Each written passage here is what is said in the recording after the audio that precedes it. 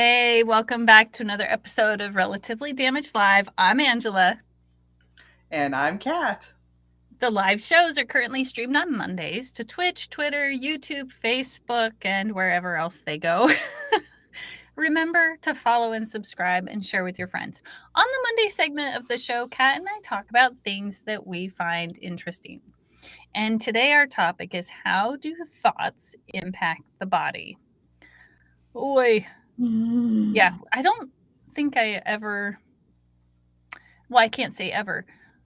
Until probably a few years ago, maybe I'm not sure much longer. I don't think I really consciously was aware that my thoughts were impacting my body. Hmm. I kind of always knew that they did. I know that when I would feel stressed about something, um, or anxious or whatever, it would impact the body, and both either positive or negative. Well, I think I thought the feeling created the stress or the thoughts. I don't think I thought that the thought started it. Ah, You makes see what I'm saying? yeah. I guess I understand. Yes, yes. I understand. Yes. Yeah, Usually, it's the thought that starts the feeling, right. or continues the feeling. Because I Hmm. think oftentimes we feel before we think. Something happens and we have this physiological reaction to it.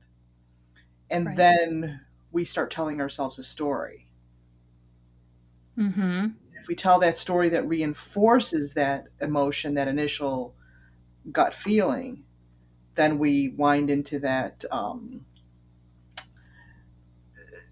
whole thought pattern of and feeling and just letting it overwhelm. Hmm.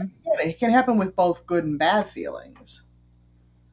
Yeah, the good ones I don't worry so much about. I think I love the good ones. I love heart rhythm meditation, which helps me to find those good ones, even in the midst of a big struggle, which is sometimes a lot harder than I'd like to admit to. I'd like to say, oh, yeah, everybody do this. It's fantastic. It is fantastic. The feelings are fantastic. It helps me stay regulated. And sometimes it's really hard to find my heart, to find my soul, whatever you want to call it. But to get to that place of peace and love can be difficult.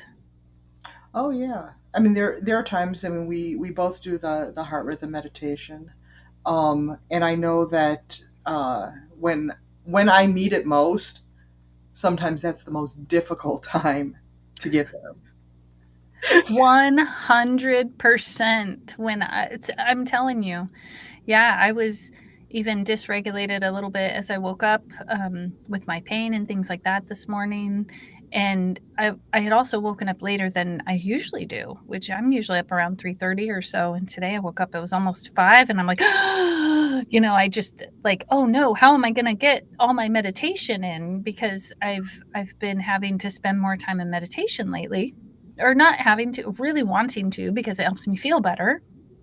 And so I did get I usually start with like a Wim Hof breathing, which Mhm. for for those of you who don't know, excuse me, for those of you who don't know what that is, it's basically hyperventilating and then holding the breath for a period of time. And you can find videos anywhere on YouTube with that.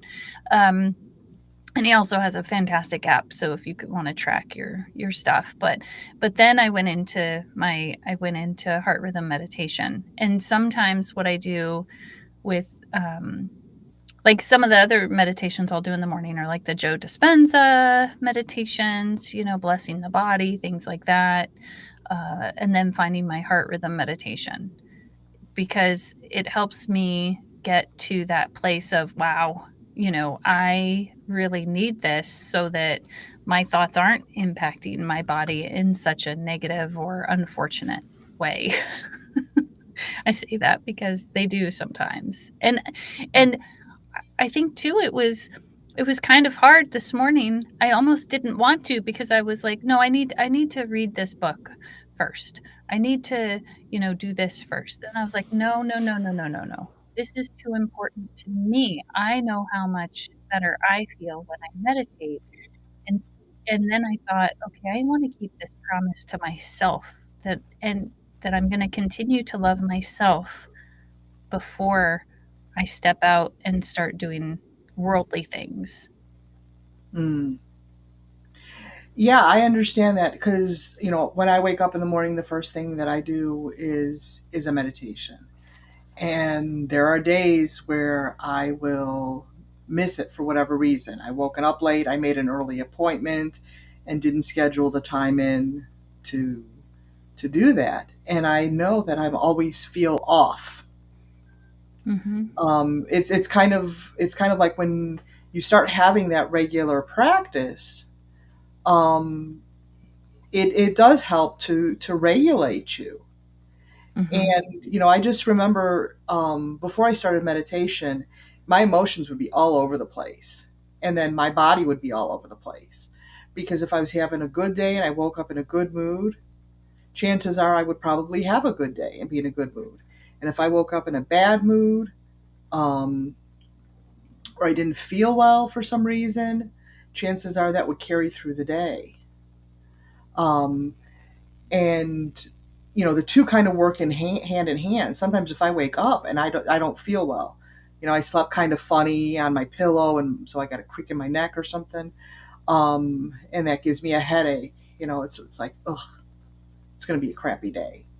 And then I think that, and it kind of like reinforces it. It's Mhm. really really strange. But um but I know even when I get really, really dysregulated, emotionally, I get into a fight with someone, an argument, whatever, and we're at each other. Um, that's not a place I like to be. I prefer to be in peace and in harmony and work things out, or at least agree to disagree. But when you're in that place of conflict, that to me has this internal kind of reaction, and it affects my digestion and my stomach. My blood pressure goes up, which usually triggers a headache. um, and I noticed that, and I'm so aware of it now. And when, like yesterday when we did our meditation, I was very dysregulated and I had a really hard time in it. But then we sat for like 10 minutes in silence, and that, I think I kind of needed that, just to be in that quiet, loving space, because I couldn't find it myself. Mm. Yeah, isn't that Find it in with other people in silence Mhm. Yeah, was. there's that connection that on a deeper level that really maybe it's on the energetic level that really happens when we're connecting with other people and sitting in silence. Because even last week I was dysregulated and not I'm not sure it was to that extent, but I could not find that peace. I want to call it peace in my meditations, and I was it was almost like I was trying to force the relaxation. Like, you are going to relax. This is probably what was well, it probably is what was happening in my head. I won't deny it.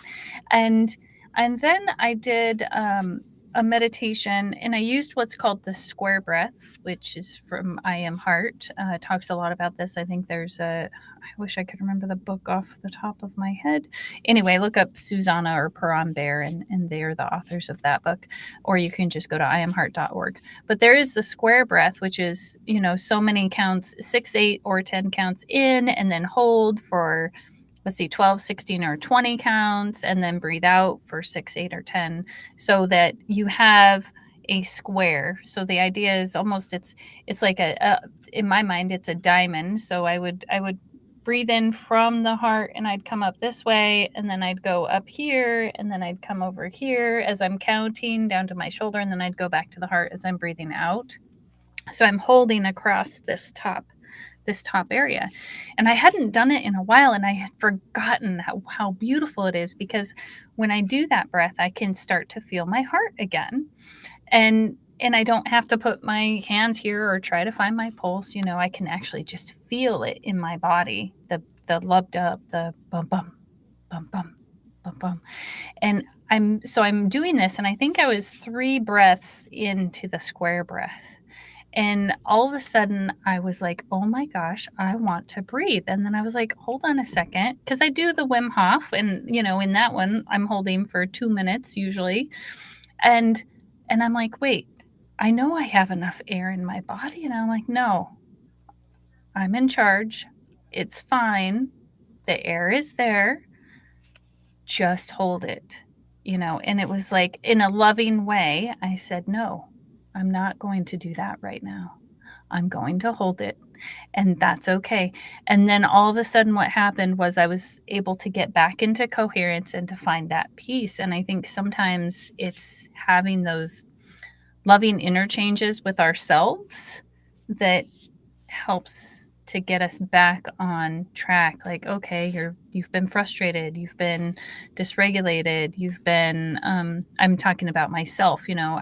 I was struggling with some challenges last week, and some emotional challenges. I was very concerned. I didn't know which way was up and what the next step was. And so for me, I was having to be really gentle with myself, because I was making changes in other areas of my life, that it was like, that I had actually questioned, do I make this change now or do I wait? While all of this other stuff is up in the air.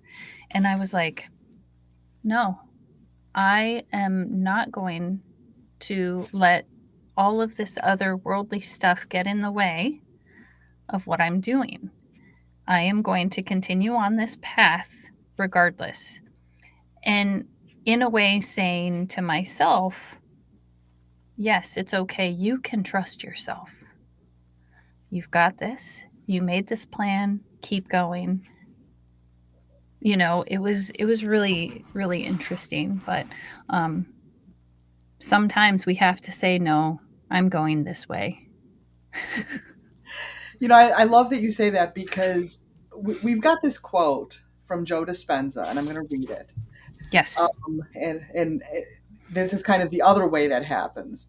Because of our large brains, human beings are capable of thinking about their problems, reliving past events, or even forecasting future worst case situations, and thus turning on the cascade of stress chemicals by thought alone. We can knock our brains and bodies out of normal physiology by just thinking about an all too familiar past or trying to control an unpredictable future. And so it just reminded me in that moment, you were like, you were dysregulated, but you said no. And that helped you get back into regulation. Oftentimes, because we have the tools, we have the practice to do that. Mhm. And this is not something that is taught to people. No, it's And just not. so, right. And I'm gonna tell you about an article that I read, and I don't think I shared it with you, but I was like, oh my God, this is great.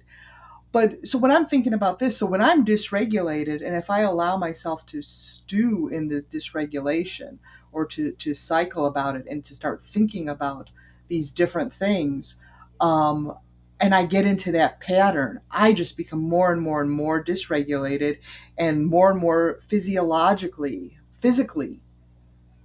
stressed. Um, and things like that. I'll just tell you this. I get cold sores really bad. A lot of people get them. They're really small. If getting cold sores was on a bell curve, I'd be at the far end with the most severe, because I have to take medication for them when they come up and everything like that. Knock on wood, I have not had one since I've started meditating. Wow. And one of the biggest causers of cold sores is stress. Mhm. And so being able to reduce those stress chemicals, which is what causes the virus to pop out, has really helped. And then I take care of other things in other ways. There's certain foods I need to avoid, and sun is a huge thing, so I have to make sure I wear sunscreen. That will bring them out. But in saying all that, it's I mean that's huge that I can because the biggest thing for me when I got cold sores was stressors. Mm. Mhm. Was was Now, was I'm stressors. I'm trying to remember when did we start meditating together? When did we start that? It's been over a year, I think. It's Well been over over a a year. year. I think it was sometime in the summer of 2021. Yeah. And so when you started meditating, not only did you notice a difference in your stress, but you also noticed a physiological change due to that meditation. Yes. And Yes. was it Yes. easy to start for you? It was not easy because it's kind of hard, and you kind of have to, for me it's about leaning into the practice and giving myself grace, like yesterday when the practice didn't go as well. Mhm. And the actual practice during it, and it was funny, you led the meditation yesterday and you threw a new wrench in it, as I you do sometimes that. like to do. And I was just like, no, no, I don't like this, because it was hard for me to visualize it, and physically do the visualization. So putting the Mhm. two together, I could visualize it, but I couldn't put the breath part into it. But then, being able to step back. So I knew, so I didn't just chuck it and say this is not for me. Right. We stood after our practices, after we finished the meditation, we just kind of sit, and then we discuss our reactions to it. Right. What And came up? yeah, and we sat in silence for almost 10 minutes. Yeah. And that was, I needed that. And apparently everybody else needed that too, who was on the meditation. But there was something about just sitting in that silence that allowed me to get there where the meditation itself couldn't. But it was still in that meditation place. And then Well, I was able just to say, just breathe, yeah. just breathe. And it got me there. And so having that tool, or those tools of meditation, in my toolbox and practicing it regularly, it's very hard to start. And you think that, you'll never get it. Oh, I can't meditate, I can't still my mind. It's a practice. Most Yeah. people don't pick up a violin and play, you know um, like a prodigy in a day. You have to practice. You have to learn. You have to figure it out. You have to have that connection between the brain and the muscle memory in order to do those things. And so, being able to do that again, it takes the practice. So even though yesterday I had a hard time getting into it, I had enough practice that in that silence, in that place of love and caring that we held, I was able to get there. Yeah. And it may not always work that way. Some days you may get it and some days you may not. The point is just to do it, to get to that point Yeah. where, I remember. Oh, sorry. Did I cut you off? Were you no, going to say no, something else? no, that's Okay. fine. I remember uh my first time, and I had tried meditation, and I remember going to like a functional rehab place, and I'm like, I can't meditate, and they just said sit there. Well, just sitting there is meditation, because what happens, you notice your thoughts, that's part of the meditation. But I did not know that at the time. So when I purposefully went to meditate, the let's see, in the midst of that, my daughter had tried Headspace, and she really liked it. And this was after that experience where I knew when I went into meditation, my pain got so much bigger for me, and I couldn't tolerate it, because the pain was so bad that then when my daughter asked me about Headspace, I was like, forget it. That's meditation's crap. We still talk about we just talked about this yesterday. I was like, "You don't wanna do that, that's horrible." And, it's not really gonna help you. Yeah, and the reality was I just didn't know. No one said to me at that point in time, it was, probably even a year later that I was, in some sort of a group and they were recommending meditation, and I was at a really really tough time in my life, a really tough time, and I was like, okay, I'll try it, like they had given me enough information that I was like, okay, well, scientifically it shows it's helpful, I'm okay, I'll try again. And I did, and again, my pain was gigantic, and I was like, "What do I do?" And thank goodness for the coun I was seeing a counselor at the time, and what they said was, "That's okay. That's normal. It will get better." And so I was like, I'm seeing all this science, and I'm like, "Okay." It was almost like I resigned myself. "Okay, just try. Just try." And so I think that's when I got Headspace, and 3 minutes, like, was the lowest amount of time that I could, I think, was a Headspace one, and it was literally just noticing my thoughts, and 3 minutes felt like an eternity.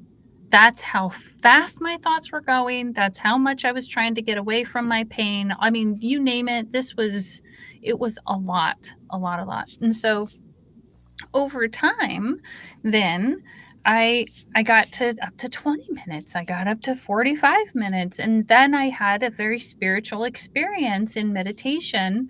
My friend Sadhu had sent me a gratitude meditation.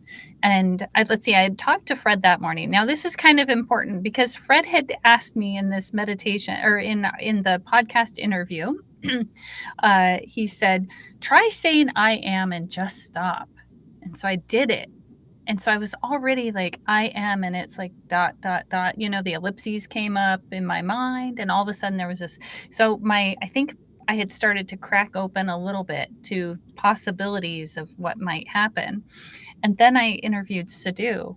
And then I went out back and I sat on the patio, and it was this gratitude meditation that was done. And I watched a little video beforehand, and I had never done like a meditation like that.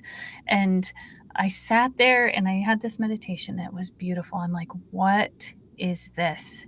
And I would say that's probably 6 or 7 years after I started meditating on a regular basis, and that everything just kind of started falling in line. And now, when I notice I'm dysregulated, I can go into meditation. In fact, one of the things I've been trying to explain to the kids at my sister's school that I'm teaching meditation to, is it's a secret power. No one knows when I'm doing it because I can do it with my eyes open now.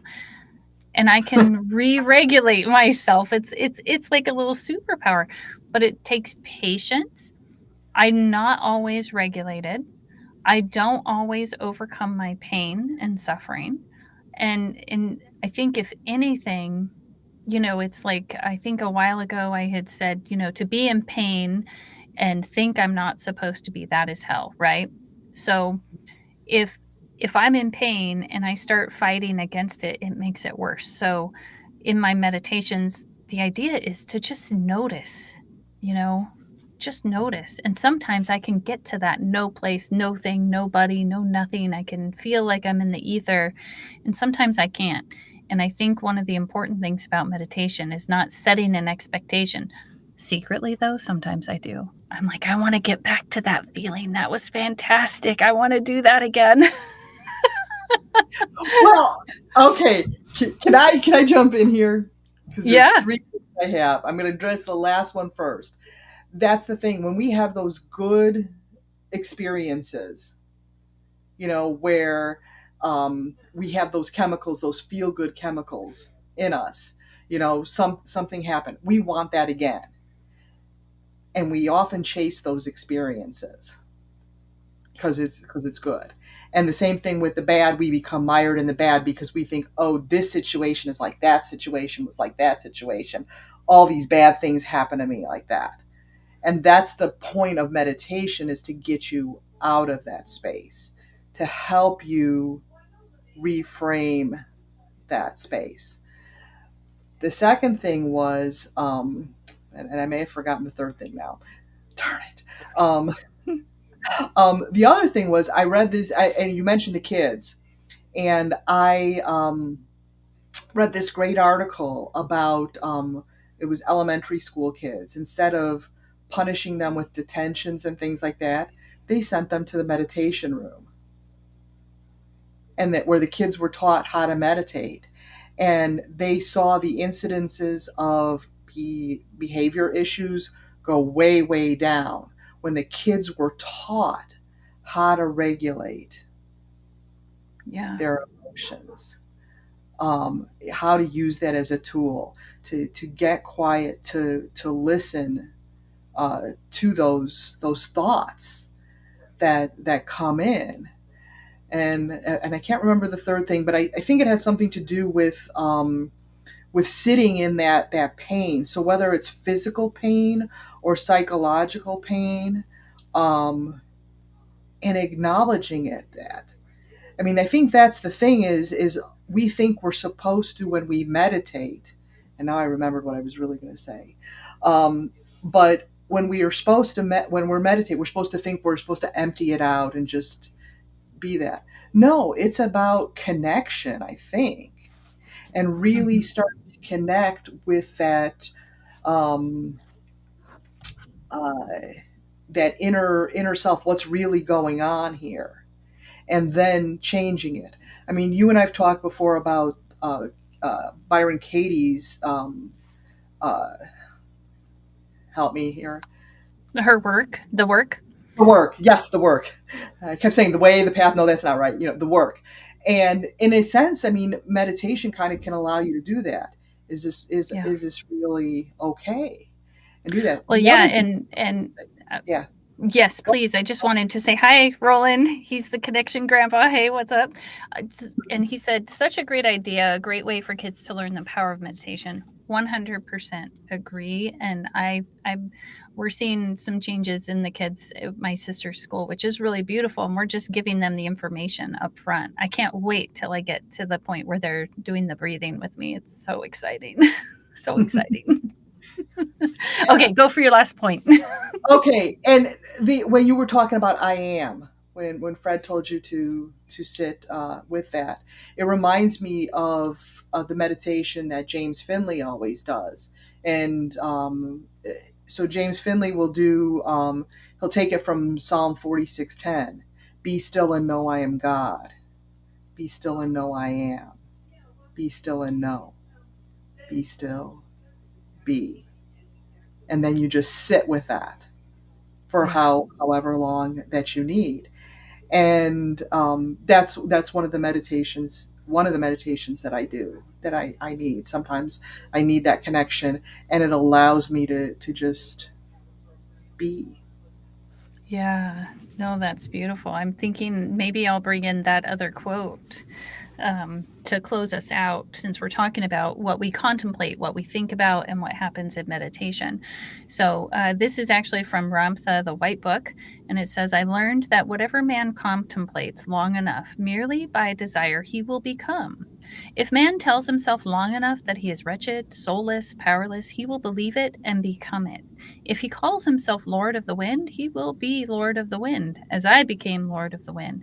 And if he calls himself God, he's going to become God. Like, what we contemplate, we become.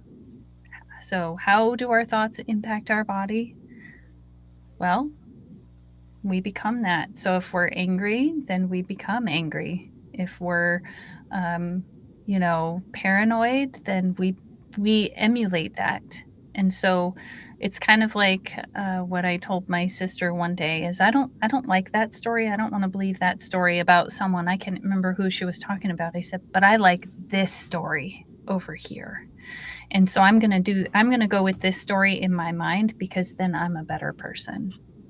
And then we've got another comment from Roland. Sitting in meditation is the closest you can be to heaven without dying. Oh, I 100% agree with that.